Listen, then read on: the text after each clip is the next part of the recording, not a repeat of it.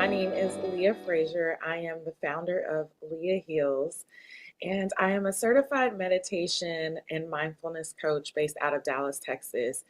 And today I am joined by some incredible Black women, therapists, psychologists, yoga instructors, and the like, who want to make this inauguration restoration a day of practice, a day of radical healing, and a day for the collective of Black women to come together and to just rest. This is our gift to you. You can watch this on replay as many times as you want. You can press pause after the live stream so that you can really soak in the richness of the knowledge and the nuggets and the love that's being poured into you on this very special day. And if you go to leahheals.com and sign up for the email list at the bottom of my website, I will resend these videos to you for you to practice at home, in addition to a very special gift that each one of our special guests today has decided to gift to you so that you can continue on your journey of rest during this period and for healing. Today, I'm joined by so many incredible Black women who want to inspire you to heal, to rest, for restoration, and for peace and stillness. And those women collectively are Dr. Kimber Shelton, who will be speaking to you today about radical healing. We have Dr. Pickens, who has just the best personality, and she'll be going through empowerment and affirmations, but she's given it a nice hip hop twist. Also joined by the soon-to-be Dr. Natalie Malone, who is going to kick our day off with an amazing grounding meditation along with some breath work, because who doesn't need to just inhale and exhale on a day like this? And her voice is absolutely amazing. Also, we have Dr. Morgan Lucas, who is an expert who will talk to us about how we could take care of our bodies during a time like this. So as Black women, oftentimes by stress, we may decide to overeat, or there may be an urge for binge eating and things of the like. So Dr. Morgan Lucas is going to talk to us about taking care of our bodies in a time such as this. And then closing out our ceremony for today will be myself, and I will be doing a loving kindness meditation. Dr. Natalie Malone has done one as well. But we will be ending this day with loving kindness, not just for ourselves, but for the collective as a whole, so that we're breathing in and out of each other and taking care of each other as a collective as we move forward for the next 1, 2, 3, 4, however many years from this day forward. We have to vow that not only are we taking care of ourselves, but when we heal, we're going to take care of each other. And without further ado, we're going to kick off this inauguration restoration with Natalie Malone as she leads us and grounds us with a very beautiful breathwork practice and grounding meditation to set the tone for the rest of our day, followed by the rest of our speakers. I hope you enjoy it. Again, please tag and share this with as many Black women that you know. This was birthed out of the heart. We wanted to make sure that you all had a very safe space today. Please share it. And then again, you go to leahheals.com, go to the bottom of the website and sign up. Each one of these beautiful ladies has gifted each and every one of you with a free gift from their services or books that they have written that they want to give to you. So please reach out so that I can get that to you. Save this down. You also sign up at the bottom of my website.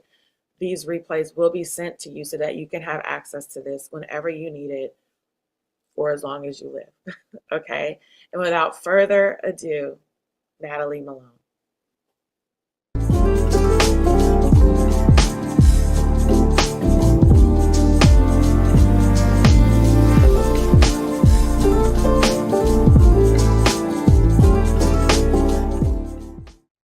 Hello, everyone. Welcome in. Welcome home. I am so happy you clicked play on this video. If we have not had an opportunity to cross paths yet in life, my name is Natalie and I use she, her pronouns. I will be your facilitator today for Forever Flotus Said No, Said Nah, grounding meditation and breathwork for Black women reclaiming their time. I'm recording this video on the ancestral lands of the Cherokee, Chickasaw, Delaware, Ofo, Shawnee, Wyandot, and Yuchi people who cared for this land for generations. And I always take a moment at the beginning of videos like this just to acknowledge their enduring connection to the land that I'm located on. That connection is rooted in deep respect, it's rooted in care and knowledge, and all of that has guided their stewardship of this land long before colonization happened, long before the inflicted violence of colonizers.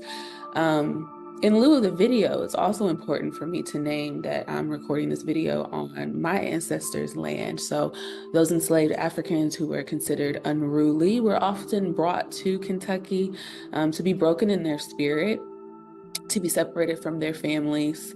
But despite these intentions, what I know about my ancestors and us as a people is that we persist and we resist. We subvert what it means to be unruly. And I keep that spirit alive today through my own practices, as well as my intentional decisions to choose wellness. So this meditation is for Black women. This was designed with you in mind. I lovingly crafted it that way. And it is in the spirit of our forever First Lady, Michelle Obama, who continues to represent how we can, in the words of Maxine Waters, reclaim our time. As many of you know, with the incoming administration and recent socio-political events, Black women collectively have decided to take a 4-year vacation, and rightfully so. I consider myself a part of that movement, and I hope that we can further extend those vacations beyond the next 4 years. But what I also know as someone who is a mental health professional and researcher is that as we reclaim our time, it is imperative to stay grounded, to stay peaceful, and to allow space to feel into the sacredness that is our bodies and our being. So I hope this video helps you do just that today. Before beginning meditation and breath work, I always take a few minutes to allow folks to get comfortable. So if there's an easy, restful position that you'd like to move to, and maybe there's a specific location within your home or wherever you're watching this video from that you'd like to move to. If there are any fabrics or any supports that you need, feel free to go grab those and bring them into this experience with you. Anything you can think of at all that will help you have the most optimal experience, please identify those items and retrieve them at this time. While you're doing so, I'll share a little bit of information on grounding meditation and breath work. The key word there being grounding. So what we know about grounding is that it helps us reconnect with the present moment. It also provides us with a sense of stability and calm when our emotions can feel overwhelming or when our thoughts are racing. So particularly as we transition into this new year, into the incoming administration, I'm sure you're feeling many different emotions. You're probably having many thoughts. These grounding moments can help you to find a sense of peace and stability as you move through that and come out on the other end. Grounding is also associated with the root chakra. So we know that that's the chakra that governs our sense of safety and stability, as well as our connection to each other and our connection to nature.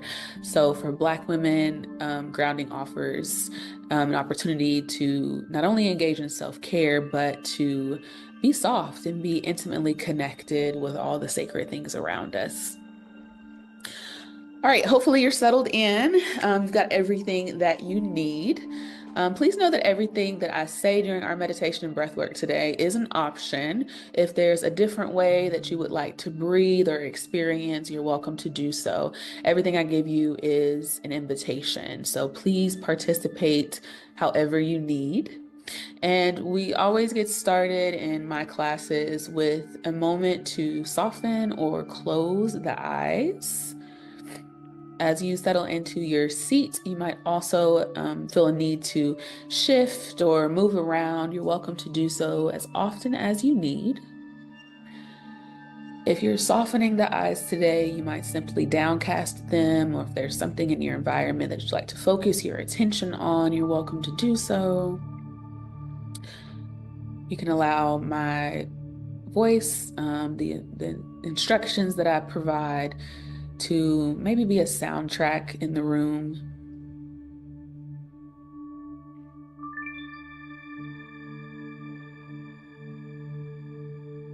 And take a moment here to bring your attention to the present, maybe feeling the ground beneath your feet or feeling the surfaces that are supporting you. Just taking a moment here in stillness to anchor into the here and now, notice the surroundings.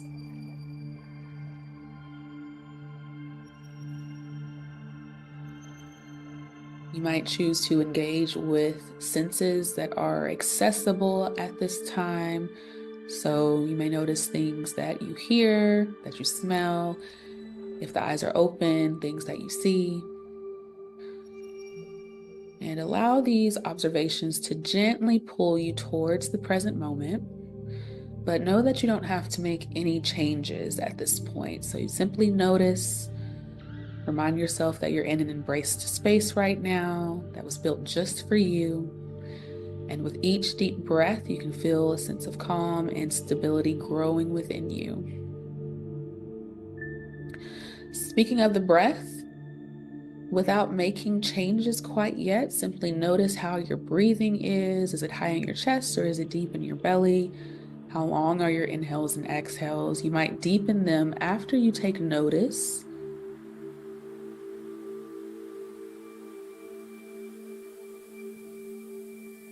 And as we continue this body scan portion of the meditation, perhaps as you deepen the breath, with the exhale, you invite full release of tension. So the exhales facilitate releasing of tension in the body. We might call that progressive muscle relaxation. And as you do so, just scanning from the crown of your head all the way down to the soles of your feet, also noticing the emotions, any thoughts that are sitting with you, creating space for compassion and non-judgment. If there are challenging emotions or thoughts, maybe we consider how we can meet them with more compassion and non-judgment. Maybe we consider what we might want to cultivate in their place. And if there are meaningful or positive emotions or thoughts, how we might create space for more of that to exist.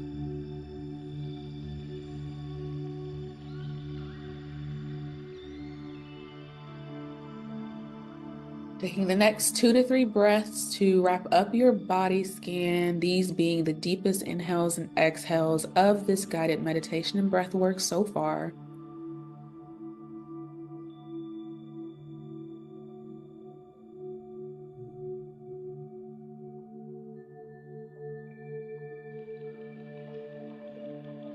And then as you move through the next breath, it might be nice to inhale and bring the arms up high overhead, and then exhale the hands down to heart center. I'm completely present here, ready to move forward, finding a deeper sense of calm and physical ease. As we move into the open meditation portions of our time together, I'd like to perhaps introduce to some and remind others of the dynamic work in Trisha Hersey's Rest is Resistance. This is the founder of the NAP ministry, and I uplift her work now and extend her full credit and appreciation for crafting the quotes that I will read for our open meditation. And as I read these quotes to you, it might feel nice to bring one hand to your belly and one hand over your heart center, just to further connect with your being. Before each of these quotes, I've chosen to amplify our collective name. Allow these quotes to sit with you and be present.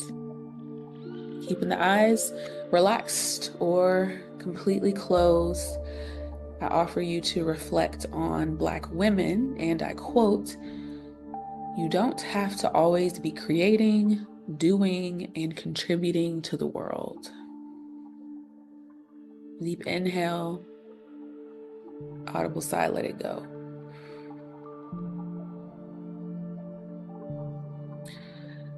Black women, and I quote, "You were not just born to center your entire existence on work and labor.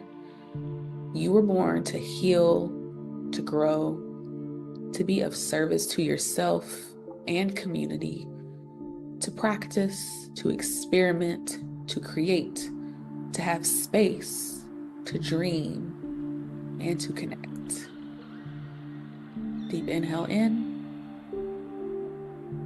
audible sigh to let it go.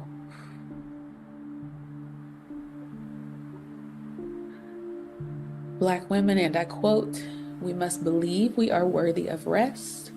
We don't have to earn it. It is our birthright. It is one of our most ancient and primal needs." Deep inhale. Audible sigh, release the breath, let it go.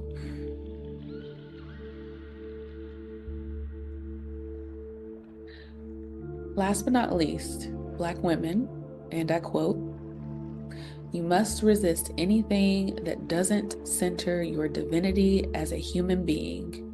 You are worthy of care." Deep inhale through the nose. Audible sigh, release the breath, and let it all go. Take a moment to check in with your body. What came up for you as I read those quotes? How did it feel to hear those words? And as you continue to marinate within those words, we'll invite in diaphragmatic breathing in the form of extended exhale, straw breaths, as we conclude this session with metta work. Metta stands for loving kindness, and I'll be reciting a couple more phrases. As we move through these phrases, you're invited to inhale for a count of 4 through your nose, hold at the top just for a moment, and then the exhale is longer, perhaps 6 to 8 counts on the exhale, as if you're breathing through a straw. So again, inhale for 4, hold at the top, slow exhale, parting the lips gently, extend the exhale, 6 to 8 counts. We'll take one together, and then I'll move into our metta affirmations. We'll begin in 3, 2, 1. Inhale, 2, 3, 4. Hold, 2, 3, 4. Slow exhale, 6, 5, 4, 3, 2, 1. Begin on your own. As I recite these phrases, feel free to keep each and every one that resonates with you. May I choose rest. May we choose rest. May I choose ease. May we choose ease. May I choose comfort. May we choose comfort. May I choose peace. May we choose peace. May I choose pleasure. May we choose pleasure. May I choose sacred rage. May we choose sacred rage. May I choose love. May we choose love. May I choose liberation. May we choose liberation. We'll do one more collective breath together, just as we did our extended exhale straw breathing, beginning in 3, 2, 1. Inhale, 2, 3, 4. Hold, 2, 3, 4. Slow exhale, 6, 5, 4, 3, 2, 1. Ashe. Invited to stretch the arms overhead, invite in some movement. Draw the hands down through heart center. The light in me sees and honors the light in each and every one of you, Black women in this world. Take good care of yourselves. Thank you so much for joining me for a moment of grounding meditation and diaphragmatic breathing. Wishing you all the wellness in the world.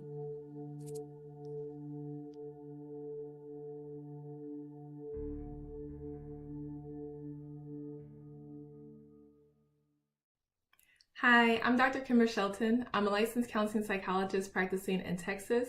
I'm also a speaker, and I'm the co-editor of a handbook on counseling African American women. Thank you, Leah Frazier, for creating this important healing space, and thank you all for joining me here today. With 92% of Black women casting their vote for Vice President Kamala Harris, today's inauguration can bring up a range of emotions and frustrations for Black women and our allies. In my own therapy practice, I predominantly see Black women. My clients express feelings of disappointment, anxiety, worry. The political stress has a significant impact on them. While they express painful emotions, through validation of their emotions and seeking help, Black women exhibit radical wellness. And that is what I'm focusing on today, how we can be radically well in environments that aim to hurt and wrong us. We will use radical healing strategies to navigate our way through political and election stress. Radical healing is a therapy model developed out of womanism, liberation psychology, Black psychology, and ethnopsychology. It includes collectivism, where we develop and embrace a support system, engaging in a critical consciousness, allowing us to ask questions, to free ourselves from expectations and responsibilities, radical hope that we will live with the possibility of change, strength and resistance, being empowered to advocate for ourselves and work against oppression, and cultural authenticity and self-knowledge. We are grounded in our cultural power, our fortitude, our resistance. Essentially, radical healing is saying that we are holding multiple truths. We live in a country that is threatened by our existence, therefore it threatens our existence, and yet we are still well. We live in a country that continues to try to enslave and imprison our bodies, and yet we will still be free. We live in a country that tries to silence us and denigrate us, and yet we are worthy. That we're able to hold these multiple truths, that although this oppression, the silencing is happening over here, we will live, we will thrive, we will grow, we will love, we'll be free, we'll be radically well, even in the face of oppression and injustice. Let's explore how radical healing principles can be specific to supporting the mental health and emotional well-being of Black women experiencing political stress and trauma. First, it's important that we name and identify our sources of stressors and trauma.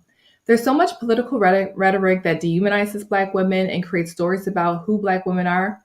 If we cannot identify what is happening and counter it, we risk internalizing those beliefs about ourselves. When other peoples make up stories about us, those stories are wrong. We need to be the narrators of our truth. Our Black identity is not pathological. What is pathological is how racism impacts our identity. We are in 2025 and still Black communities face health, educational, criminal justice, housing, work-related disparities. Our children are not able to get the academic accommodations that they need because their inattention is not being diagnosed as ADHD, it's being diagnosed as behavioral or conduct disorder.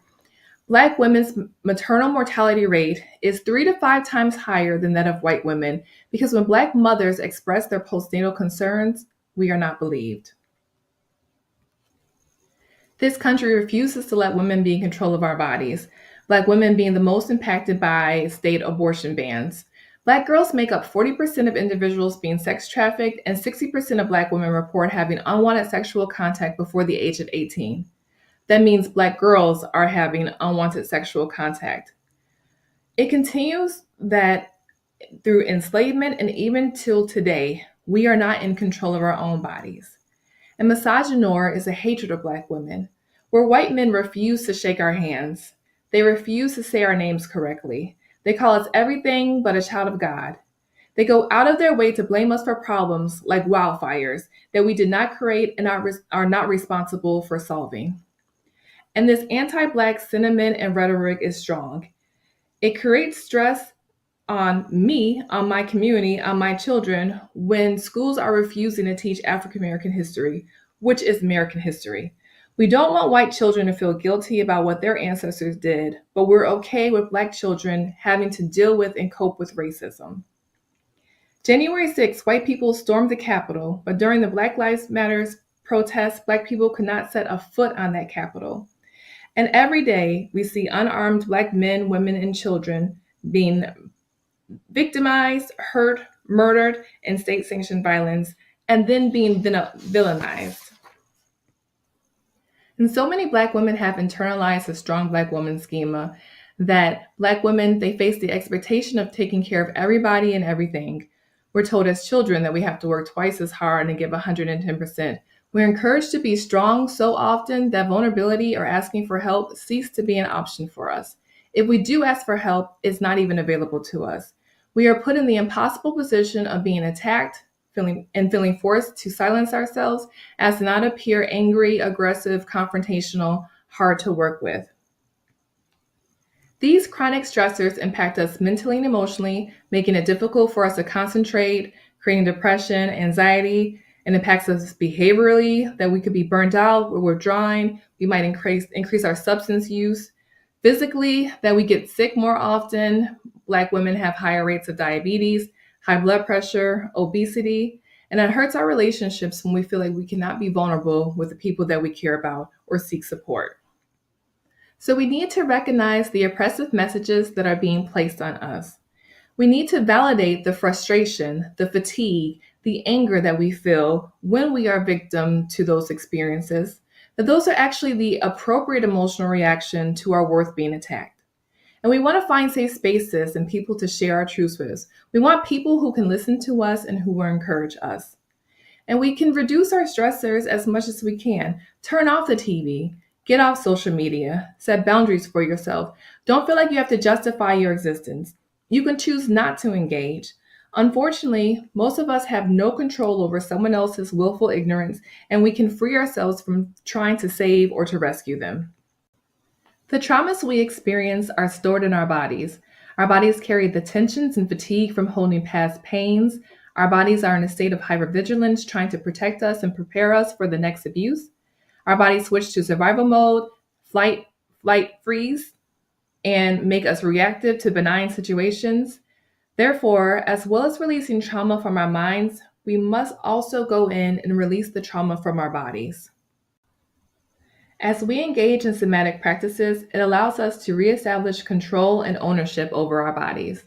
We activate our body's healing through mindfulness and breathwork, where we're able to slow down our minds and our internal processing. We release dopamine, serotonin, norepinephrine, oxytocin, the feel-good chemicals and the calming chemicals of our brain when we exercise, we dance. We release tension and stretching and engaging in Eastern practices. In terms of our somatic healing, the number one thing Black women can do is rest. Lay your ass down somewhere. So much of our energy has been stolen from us, being made to feel that our worth is tied to our productivity and our service to others. We feel distressed when we don't have anything to do. Yes, our ancestors struggled so that we could achieve, but our ancestors also wanted us to have what they couldn't, and that was freedom to rest, to sleep, to daydream, just be. The idea that we must always be doing something, it makes no sense. Even God rested on the seventh day. In 2025, we are saying no to the pressures and expectations that demand our energy with little or no reciprocity in return. We are saying yes to our rest. We're saying yes to our health. As you set your resolutions and intentions for this year, let your resting plan rise to the top of that list. Black women are not monolithic. There is great diversity in who we are, where we come from, our experiences, what we believe. While this is true, it is also true that we share a collective history and experience of collective trauma related to gendered racism. We experience our traumas together, which means that we also need to heal together. Together, we will work to erase scripts that suggest that we don't have needs or that we shouldn't have needs. Instead, we're going to embrace all of our needs and seek support in having our needs met. Our needs, they're not right or wrong, they're not good or bad, they just are. It's important to know, though, what our needs are and how to best get those needs met so that we can express those.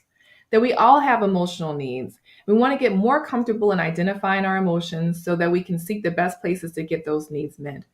For example, if I need someone to listen to me and I go to a person that only offers tough love, it's not their fault for giving me that tough love. That was not the person to get my listen to need met. This also means that we're not going to be looking to our oppressors to meet our needs. In the words of Maya Angelou, when someone shows you who they are, believe them, and we will believe them. In terms of our mental needs, we're going to think about what we need to activate our mind and inspire our creativity. Our physical needs are the things that help us feel comfortable, feel competent, feel capable within our bodies. Exploring and clarifying our spiritual needs, the things that restore our hope and provide us with faith. Our career needs, how we feel satisfied in our work or how we can be motivated to change our work environment. Recognizing what our financial needs are and the things that we need to accomplish to bring us financial stability and security. Recognizing our personal needs and our ability to be able to engage in self-care, being able to establish a daily self-care routine, and also being able to focus on our sexual needs, how we take care of our sexual self and we assert our sexual needs. An excellent source of support for all these needs, clarifying these needs, managing these needs, therapy.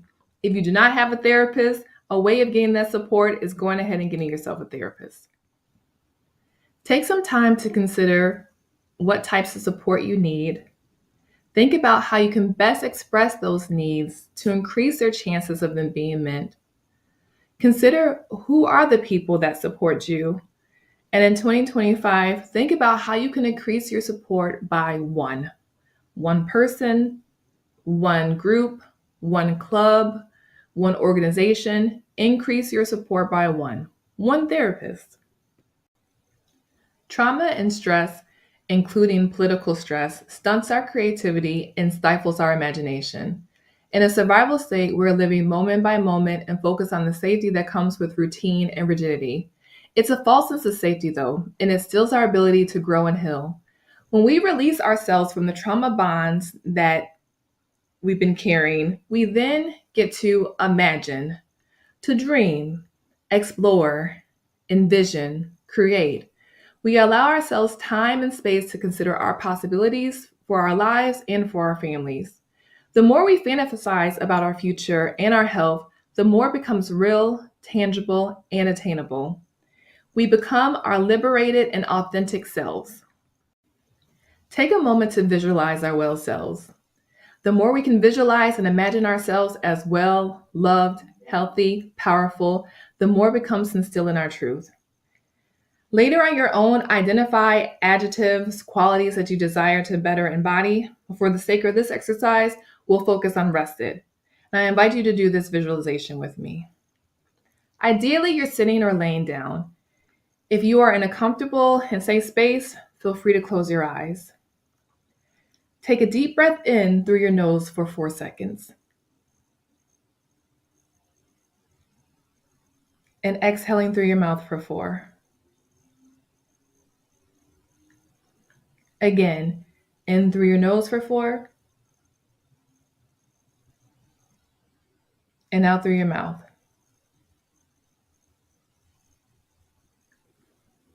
With your breathing, allowing your body to become more and more relaxed, more and more calm.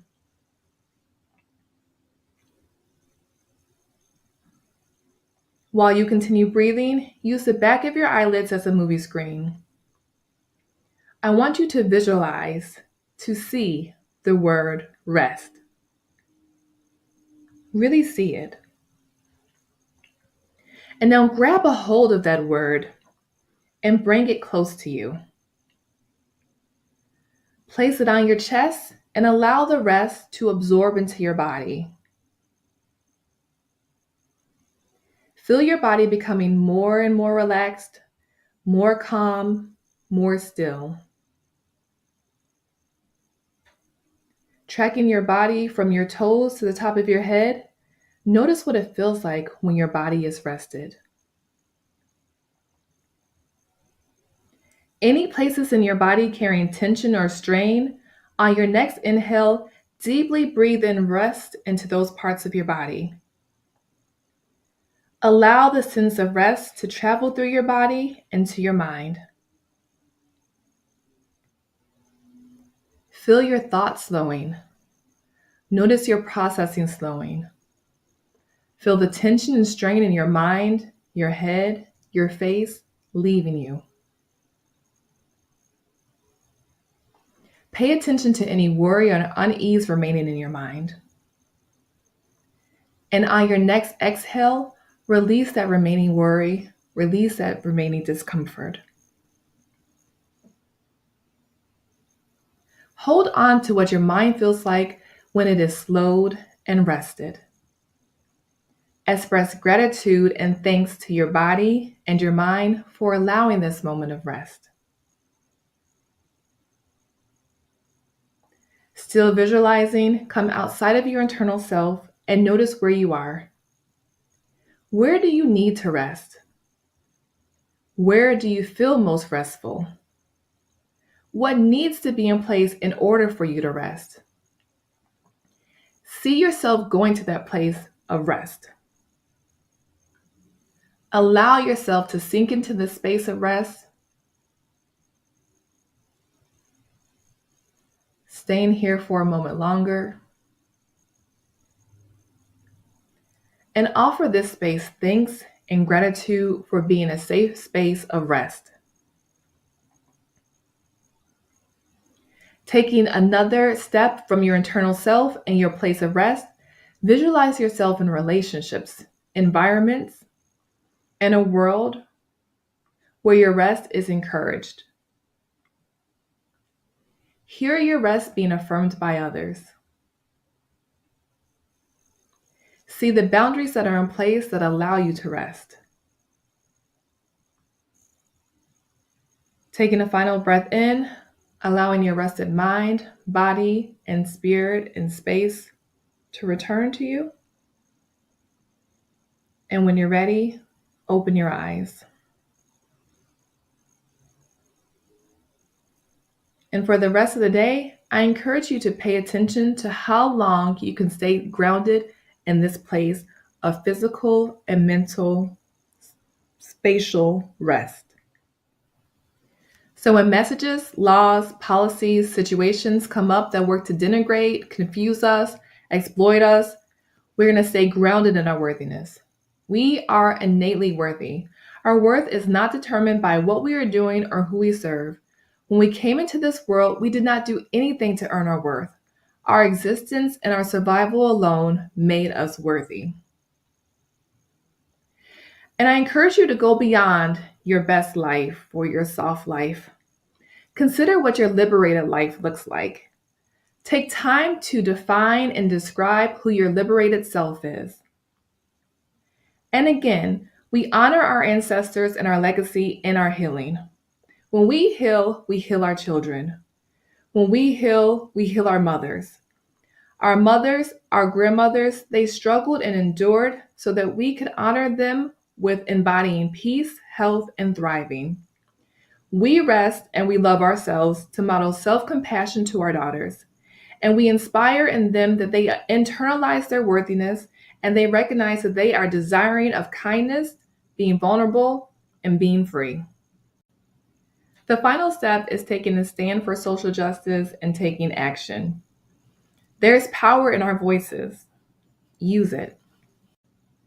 The final step is taking a stand. Get involved in your local government, be a part of policy creation and change, challenge people and systems of oppression, vote, cast dissent, call your senator, advocate on Capitol Hill, write that article, share that idea. And also give yourself the space to rest and restore. We don't always have to be the loudest voice or offer challenge. Our wellness, health, and rest are resistance within themselves. In our times of restoration and quiet resistance, we can support the work and energy of others. We don't have to be the first voice, but we can support by being the second voice.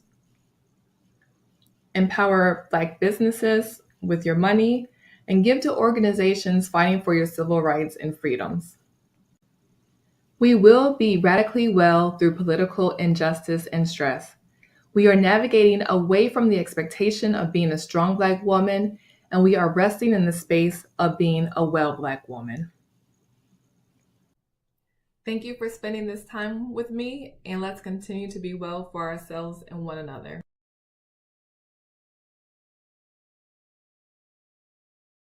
Hey y'all, I'm Dr. Pickens, your HABW coach, and I'm here to help high-achieving Black women like you Prioritize yourself unapologetically. Today, we're reclaiming our time on this anti-inauguration day, which is what I'm calling it. And we're focusing our energy on what truly matters, ourselves. So let's turn off all the noise and turn up our power. This is your space to recharge and focus on your purpose. I believe your purpose is you. We'll explore some affirmations inspired by R&B and modern rap because that's what I love. Share tips for handling microaggressions because you'll probably be getting more if you have not gotten any so far. And talk about what makes this day empowering for you. So we'll start with my affirmations. I'm laughing about it because I am Gen X. And so during the time that I was in college, the most popular music was, Miami bass stuff. So Uncle Luke, all of that. So my first affirmation is inspired by Uncle Luke's Don't Stop, Get It, Get It. And it actually started because I saw a meme that had like a picture on him and it said, your affirmation for today is don't stop, get it, get it. And I just thought it was funny. So anyway, I'm going to peek at these, but I'm still here with you. So my first one is, I don't stop. I keep pushing no matter what. That's the first one. It still translates to don't stop, get it, get it. Next, I put, I get it because I'm worthy of every success. So now that you know what those are, say them with me. I don't stop. I keep pushing no matter what. I get it because I'm worthy of every success. And then what's funny about this is in my head, I'm still hearing, don't stop, get it, get it. All right, so my next one is inspired by Glorilla. And I know some people have a problem with her, but I think a lot of people have a problem with any woman who expresses sexuality. That's just my thing. I know, people can see her as over the top, but she is who she is, and she is a grown woman. Hers are inspired by the song Tomorrow Too. The first one is, every day is another chance to level up. And second is, I don't lose sleep over anyone who isn't for me. If you don't need that one in this dating game, then I don't know where you're dating, but I would like to know where that is. So we'll go back over those. I want you to say them with me. Every day is a chance to level up.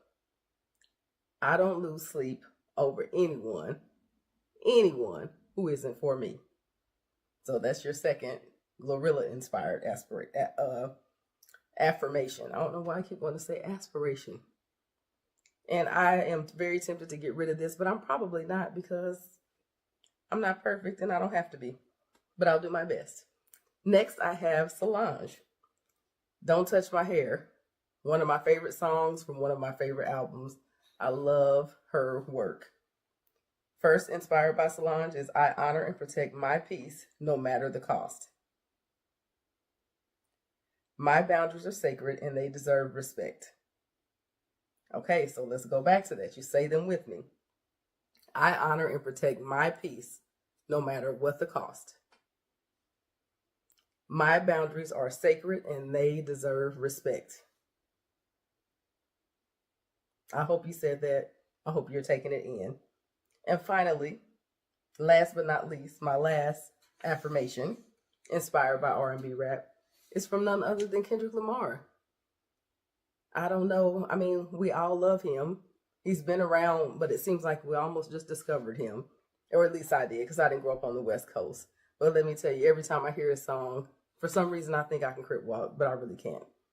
So these are inspired by Mother, I Sober. So not from this album, but the previous album. My journey is mine, and I don't know explanations to... Lord, let me start that one over. My journey is mine, and I don't owe explanations for my healing. I am resilient. Even through discomfort, I grow stronger every day. All right, so let's say those again. I am resilient. Even through discomfort, I grow stronger every day. I know I read that one last before, but that one before, I had to almost close out with that. My journey is mine, and I don't owe explanations for my healing. So when people are telling you, why aren't you over it? That happened X amount of years ago. That is none of their business. How you heal and the time frame in which you heal is when you heal. Okay, so say it with me. One last time. My journey is mine, and I don't owe explanations for my healing. All right, so we're moving on from the affirmations, and we're going to move into how to deal with the inauguration being on every channel and things that you can do instead of that. So my first suggestion is, if you haven't done a vision board, a vision journal, a prayer board, a prayer journal, or done some kind of planning for the year, take the time to do that. Focus on yourself. As I said earlier, you are your purpose. I do believe that you are your purpose. There are other things that are a purpose, but we should be listed in that. And I don't think enough of us are, especially as Black women, especially as high achieving Black women, taking care of everybody. We're expected to continue to take care of everybody, and we're always on the back burner. I want you to use this day to imagine what you want more of in your life. What do you want to achieve? What do you want to let go of? What do you want to create? Visualize it and make it real. Put it down on paper. Written form, art form, music form, however you want to do that. Second, host a watch party for Black excellence. There is so much Black excellence out there. And you could also take it the other way and do Black wretchedness, because there's a lot of that out there too.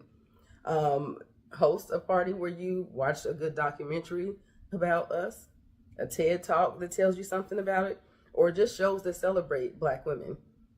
But on the other end of that, if you want to unplug and you want to watch trash TV, then do that. Watch a trashy soap opera, trashy show, or whatever you want to watch. But do that. But gather with people and do something other than stress about what's going to be happening in the next 4 years. You can plan a self-care day. You can go to the spa. You can go get your hair done, nails done, everything did. I think in music, everything I say, always I have a tune in my head. Anyway, take the time to, turn off your phone or go on Do Not Disturb, or at least only talk to who you really want to talk to and drown out everybody else, and pour into yourself. Take some time just for you to unplug. Definitely unplug from media, because you're going to be bombarded, and probably with social media, depending on who you follow. But, the algorithm has been a little tricky lately. And so I feel like I'm starting to get things that I would never follow and don't want to follow. So just be aware of that. You can dive into a book because you're going to read or support Black creators. So you can dive into a book by a Black person, a Black woman, author, or a Black person. I say both. Support Black-owned businesses. Buy Black all day. Do something that uplifts us, but don't focus and stress over what's coming. Take some time to do something different for yourself. Lastly, but not least, I want to talk about how to handle microaggressions like a pro. Now, this is going to be my challenge, and I'm actually going to give you one that I probably won't do, but I need to put it out there and probably remind myself that I should be trying to do it. We've all experienced microaggressions. They are like subtle little comments. Sometimes they're aggressive. And actually, honestly, when I teach about microaggressions, I just call it racism, because that's what it is. Microaggressions is a nice way to say it, but it really is racism. You can call it subtle racism, but it's still racism none the same. But anyway, we're going to use the terminology microaggressions. So they're little slights about you. So one example is how you can, let me back up to that. So what they do is they kind of chip away at your self-esteem. They happen to people at work. They happen to people in relationships and all of that. One of them that I get is, or have gotten over the years, is your hair is fun. Now, they're not actually calling me out of my name or the N-word or anything, but something about that rubs me a wrong way, because I just think of, like, I'm not a circus. This is not a show. Even though I kind of see hair as an accessory and I do different things with it, I don't know. For some reason, maybe it's because who it comes from. I don't know. But I don't know. Something about it rubs me wrong. So I'm going to give you 3 techniques to counter microaggressions. So the first one is flip it back. This is probably my go-to one, and this is the one I do all the time. And the one that keeps me in prayer, that I never get confronted by a Karen, because I don't want the news to say local therapist goes crazy on a Karen in the parking lot, because I don't know if that's good for my therapist reputation or my coaching reputation or my business reputation. So I just pray that it doesn't happen, because I'm definitely the flip it. So like somebody might say something like, oh, you're so articulate. Oh, well, you are too. But what makes you say that? Then they don't know what to say. Or they get defensive and they say, oh, well, I was just saying, I didn't mean anything by it. Okay, but do you say that to everybody, or did you just say that to me? So that's the difference. So when people try to tell you, oh, I said that to everyone. Okay, well, tell me some other people you said it to, because I don't believe you. Anyway, I probably wouldn't go that far, because it's not worth that much to me, but I'm definitely the flip it back. I'm going to say something back, or say, oh, well, thank you, but what do you mean about that? By that? And I actually think next time somebody tells me my hair is fun, I'm going to ask them what they mean, because I don't know, bugs me. And I could be wrong. Maybe it's just me. Next, set boundaries. So it's okay to say that comment makes me uncomfortable, or I don't like the way I felt when you said that. What did you mean about that? What do you mean by that? What was your intent? Because we're not obligated to tolerate ignorance. We are not.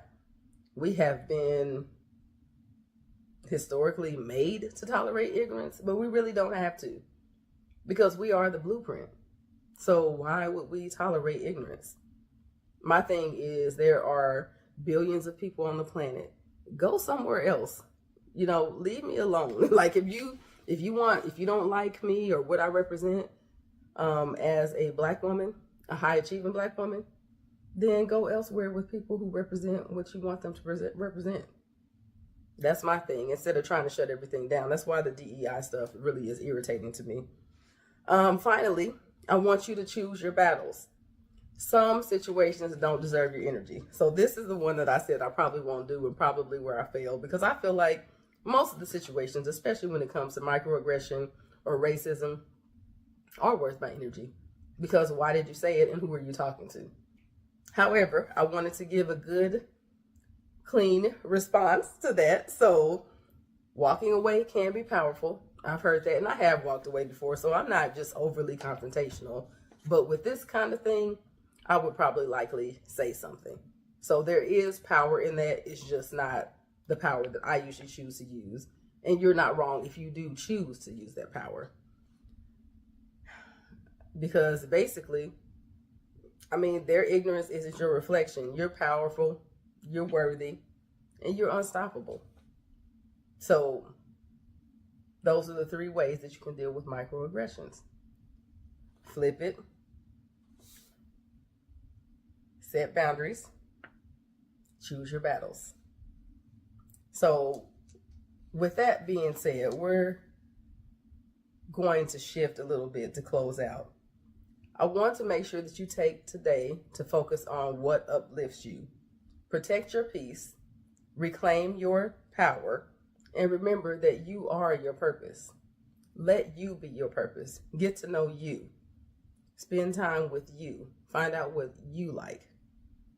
Because out here in this dating game, it can be rough, and you can get focused. Your focus can be off. So some of the energy that you're putting there, if it's not being reciprocated, put it into yourself. If you want more affirmations, tips, or community, you can find me on all social media at Dr. Megan Pickens. You can go to my website at drmeganpickens.com. I have a community on Facebook for high achieving Black women right now, but I can tell you that the militant in me is really trying to figure out how to not be in spaces that does not support DEI. So I'm there for now, but I'm trying to figure out where I can move my group to that is going to be a place that wants me there. And I'm not saying they don't want me there, but I just don't like the idea of stopping initiatives that are there, that are put in place for a reason, that people put together for a reason. So you can find that. I'm also including a freebie that's going to tell you how you can operate and take care of yourself post Inauguration Day as a high achieving Black woman. So you'll get that. You can follow my blog on my website. I'm all over social media, my Instagram, my Facebook. I'm even on Threads. I'm building up on there. Unfortunately, TikTok is going to be going away, but I'll find whatever alternative it is and be there. So you'll find me there. Just know that my handle will be Dr. Megan Pickens. I thank you so much for taking your time to spend with me. I hope it's not too rough. This is something that was decided really earlier this week, but I could not miss it. I could not miss the chance to be here to help us get through this time, because we have 4 more years of this. So it's not just about today, anti-inauguration day, but what's coming next. So let's take this day at the very least, because I know we're sitting down, because I'm sitting down with everybody else, because we tried to warn y'all. Well, not y'all, because y'all are here. We tried to warn them and they didn't listen to us. So here we are. So my outro affirmation for you, I want you to stand, get in that power stance. I'm holding my paper, but you know, that's Superman. And say, I am a force. I am the moment, and nothing will dim my shine today or any other day. I'm Dr. Megan Pickens, and I hope you have a wonderful rest of your anti-inauguration day. Hello, I'm Dr. Morgan Lucas, a clinical psychologist licensed in Texas and Ohio. Throughout my career, I've focused on Black women's wellness and the treatment of eating disorders. Today, I want to spend a little bit of time going over how trauma, especially emotional trauma, can increase the likelihood of eating disorder behaviors among Black women. Research shows us that Black women are more likely to engage in binge eating behaviors or emotional eating, more so than any of the other disordered eating behaviors. And oftentimes, this condition is connected to trauma.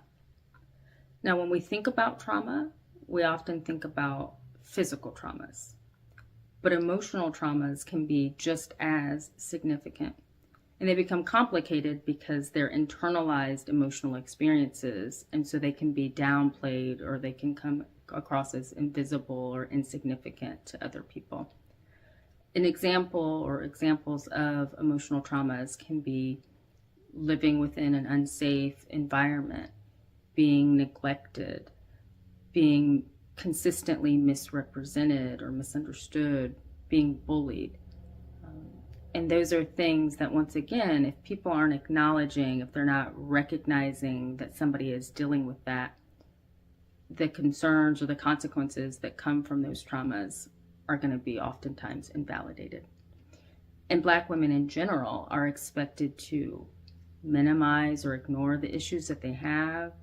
They are often suffering in silence, being expected to take care of those around them and remain strong. Because of that, coping can be difficult if it happens at all. Seeking support, if you're not sure or confident that you'll be understood, can be hard.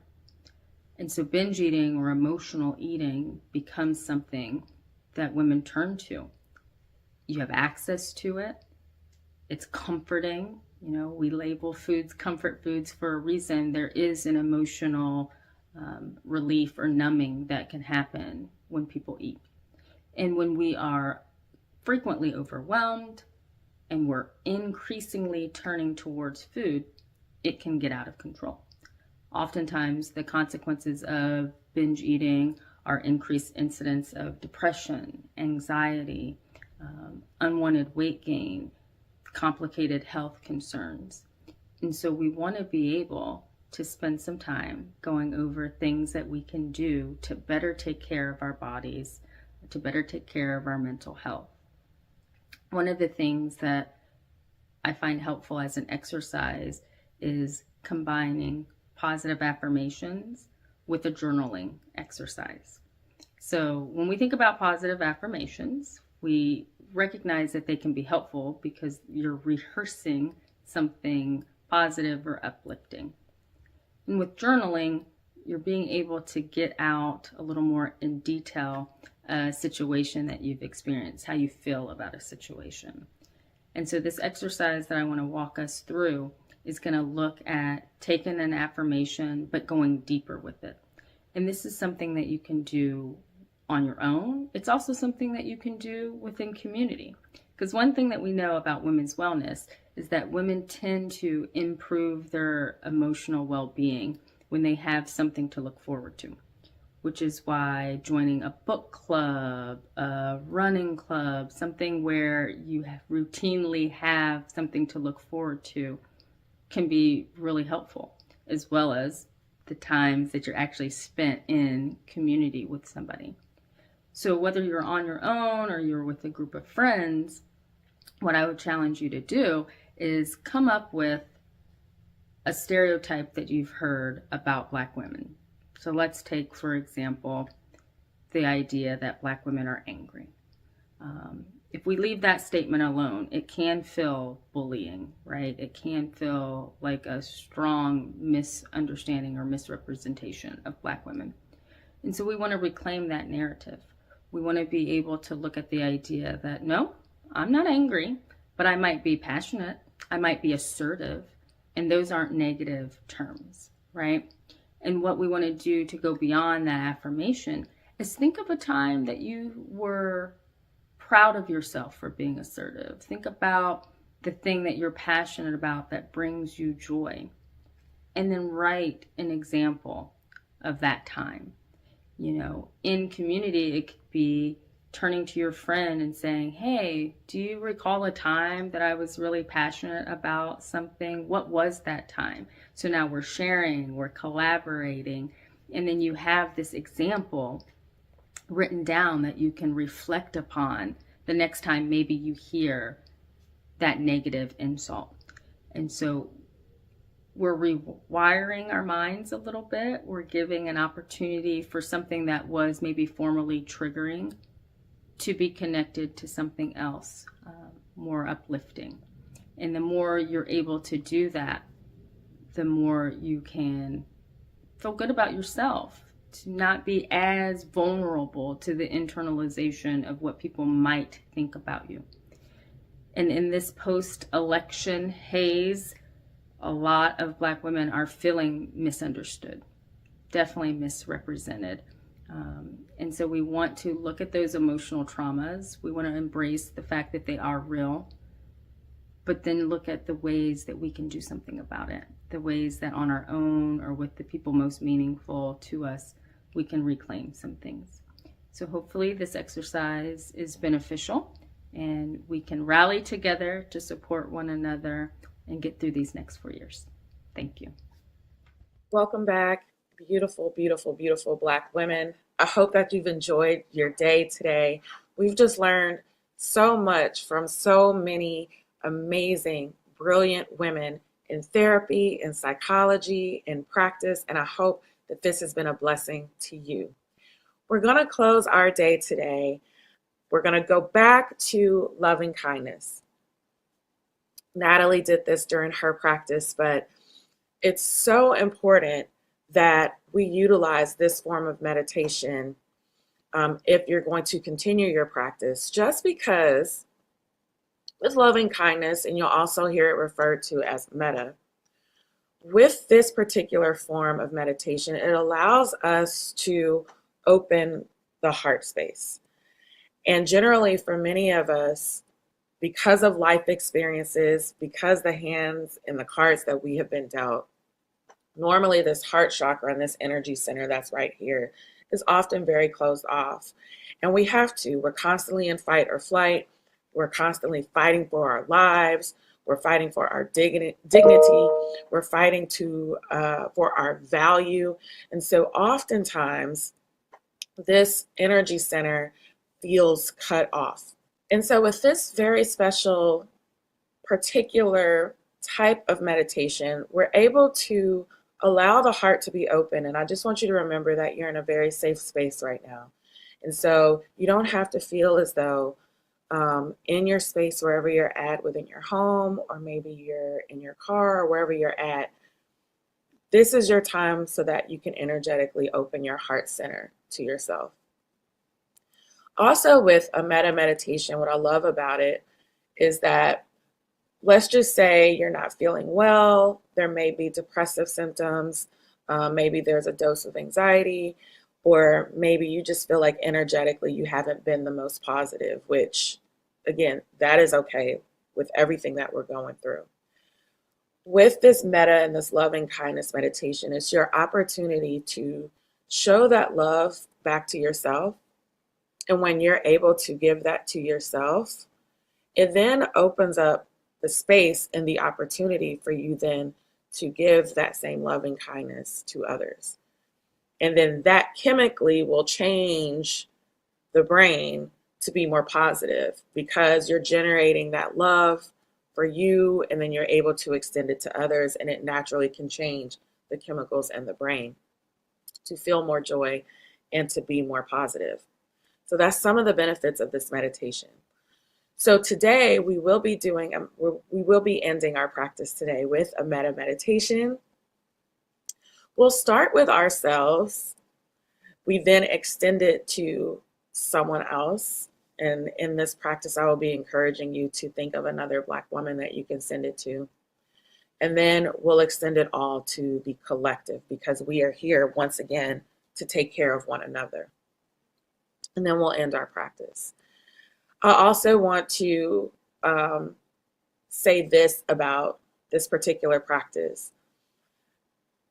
As you have whoever it is in mind when we get to that part of the meditation, just know that scientifically, there are studies that do show that if you're in meditation and you set the intention to energetically send another being, in this case, it will be another Black woman, and then it'll be the collective of Black women in general, to send that love, and you're thinking about it here in the brain, to energetically fire off those neurons to send off love and kindness and well wishes and all of those things. It has been shown that that particular person or that individual, based off of your intention, may actually be able to feel and receive it. So I always take this meditation very, very seriously, because it has been shown that the person on the other end can actually feel the energy that's being transmitted to them. And so this will be our energetic transfer to each other, to lift each other up, to empower each other so that we all can rise in love and healing and in wellness, okay? So I want you to just go ahead and one last time find that comfortable position. Maybe it's a safe space in your home. Maybe it's wherever you're at right now.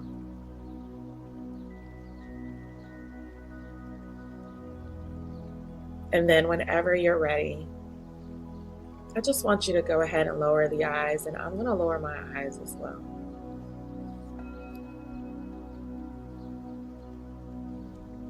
And just for a moment, I just want you to just breathe. Just feel the breath moving in and out of the body. Just connect with the breath.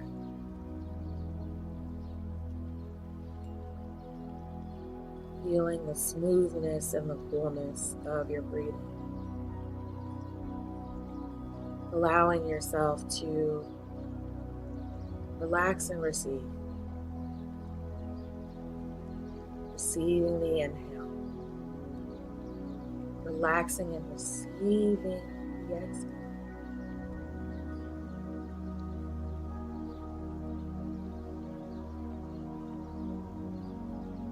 Connecting with the coolness of the breath as it enters the nostrils. The warmth of your breath as it exits.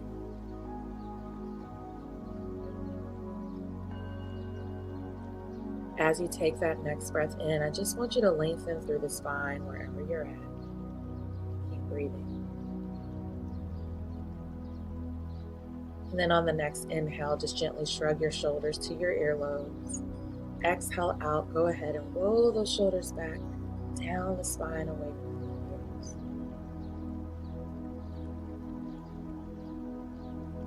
And I just want you to begin to just soften. So we're gonna begin by just relaxing the face, all the muscles in the face. Relaxing the eyebrows and even between the brows, nose, the mouth. Let the cheeks, the chin, everything just move. Noticing if you're clenching your jaw, and if you are, just softly release around that jaw. Relaxing the tongue and the mouth. And only if it feels good for you, you can just slightly part the lips. Allow that breath to move in and out of the body. As you gently guide your awareness down, you're going to move from the face to the throat. Just pause here for a moment and just breathe in and out of your throat space. Noticing if the throat feels tight and intense. Just observing how the breath moves in and out of this space. And as you take your next breath in, just breathing up into the throat center, I want you to hold it there for just a moment, and then softly and gently release your exhale.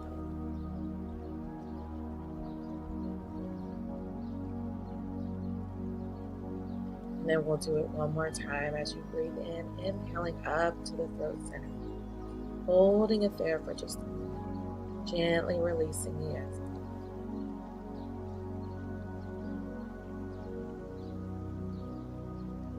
As we work our way down, just softening through that heart center area. You're going to soften the belly as well, allowing the hips to be loose, the legs to be heavy, until you reach the soles of the feet. And for our practice today, I want us to practice with our palms up, either on top of the thighs or towards the edge of the knees. You're lying down with the heart completely open, maybe the arms extended to the side with the palms up. When we practice with our palms up, this is just our posture that says that I am here to receive. And you don't even necessarily have to know what it is. You're just open to whatever comes. I am here to receive. I'll even go so far as to say that I deserve to receive.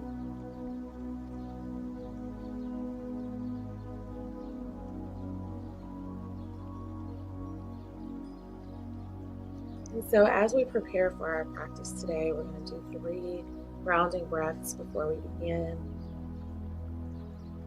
I want you to, just as deep as you can, just go ahead, take a full inhale into the belly as you breathe in. Open the mouth and exhale out. And another deep breath into the belly, inhale in. Exhale out.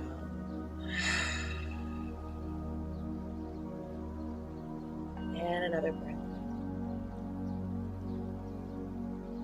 And exhale.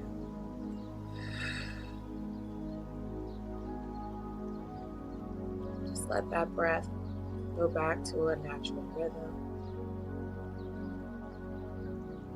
And begin to just follow the breath in and out of the body. It's as if you're side by side with it. The inhale rocks in.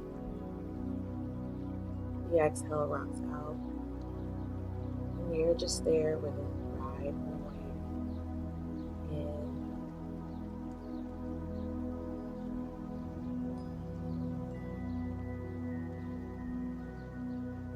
Then whenever you're ready, just bringing your awareness to your heart space, to the center of the chest. And I want you to begin to breathe in and out of the heart.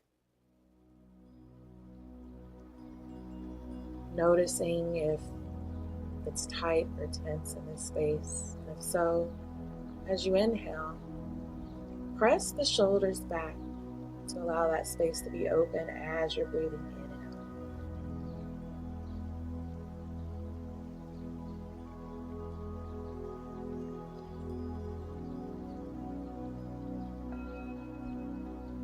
I invite you, if you so wish, to place one hand over the heart as you're breathing here, and another hand over the other palm.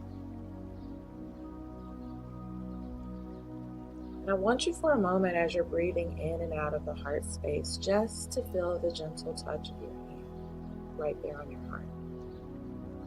And breathe into the hand. This is you connecting with you. This is you feeling the comfort of your warmth, of your love back to yourself. This is you letting yourself know that everything is going to be okay. This is you receiving love.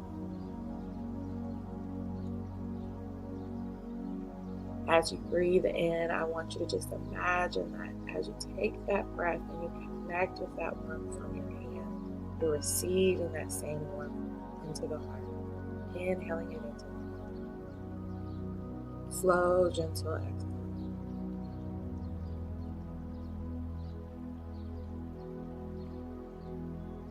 And another breath in. This is you loving on yourself. Receiving from nobody else but you. And exhale.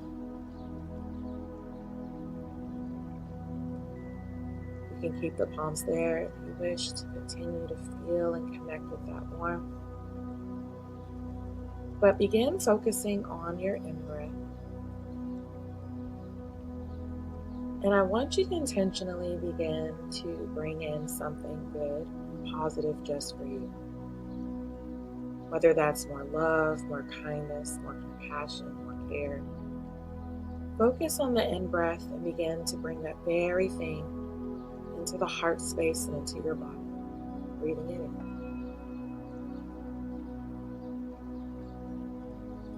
And as you're breathing it in, allowing yourself to receive.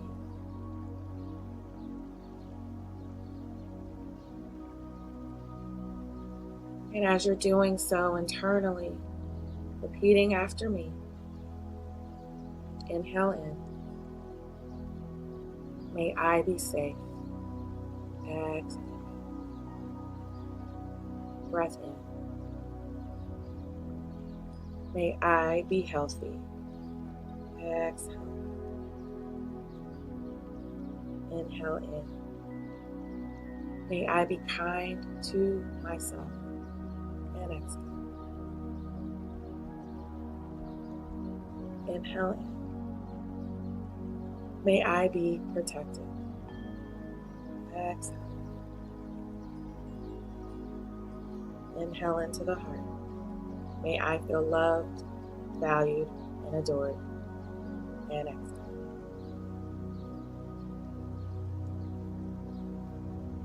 And then whenever you're ready, shifting your awareness now to the out breath. Allowing another Black woman to come to the top of your mind. Be a loved one, be a friend, be a colleague. Whoever comes to the top of your mind, begin to shift your exhale to them.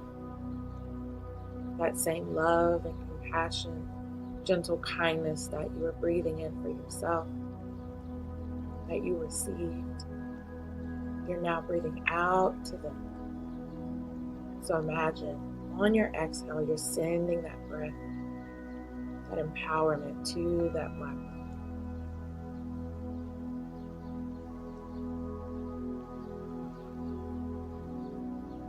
You breathe, they breathe, we breathe. Together. And as you're focused on that exhale, internally going within and repeating after me, as if you're saying it to them. May you be safe. Exhale out. Breath in, exhale. May you be healthy. Inhale in. May you be kind to yourself. Exhale. Inhale in, Black woman. May you be protected. Exhale out. Inhale in. May you feel loved, valued, and adored. And exhale.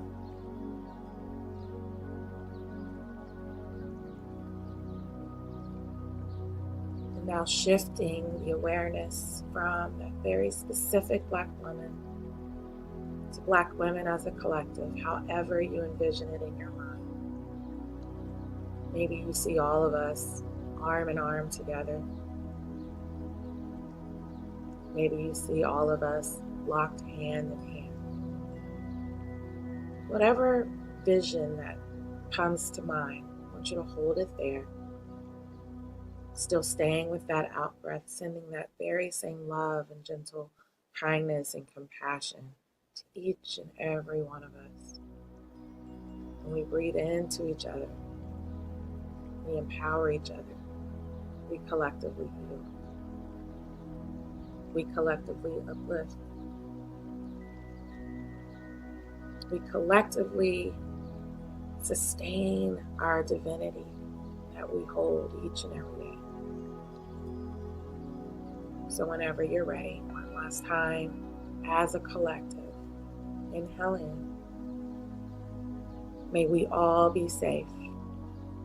Exhale out. Inhale in. May we all be healthy. And exhale.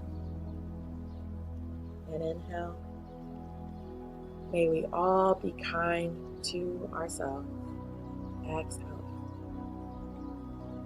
Breath in. May we all be protected. And exhale. And lastly, may we all feel loved, valued, and adored. And exhale.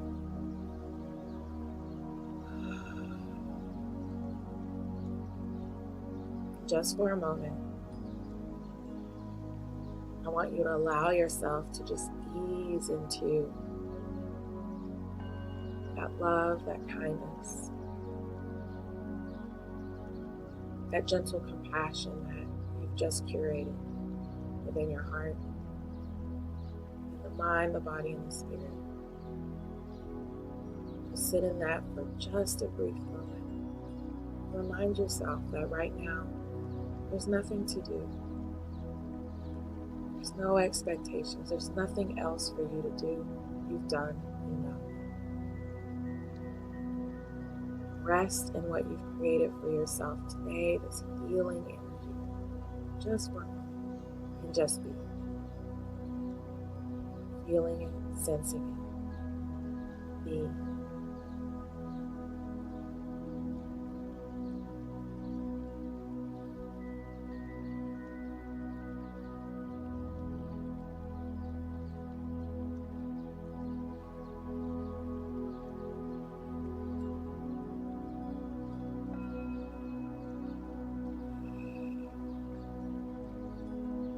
Whenever you're ready, take a very large breath into the body.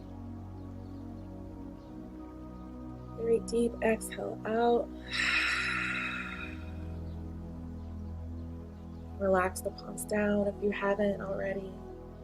Bring all your awareness back to your body, to your space. Maybe it's a gentle rock from left to right, right to left. Moving the head from side to side. Giving the body a deep stretch, whatever it needs. Wiggling fingers and wiggling toes. And whenever you're ready, just gently blinking your eyes open. And welcome back to our space. My name is Leah. It's always an honor and a pleasure to hold space for each and every one of you. You will bring your palms together at heart center. Thanks and gratitude for your practice today. Gently tilting the chin down and further thanks. We'll collectively, as a collective, take our breath together to seal our practices for today, knowing that we're here to love one another, to empower one another, to affirm one another. So this next breath is a collective breath, inhaling in. Exhale out.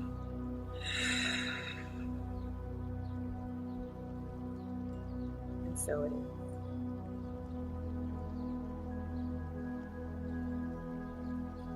Once again, I'd like to thank you for joining us today for our Inauguration Restoration. Thank you for your time. Thank you for your love. Thank you for your energy.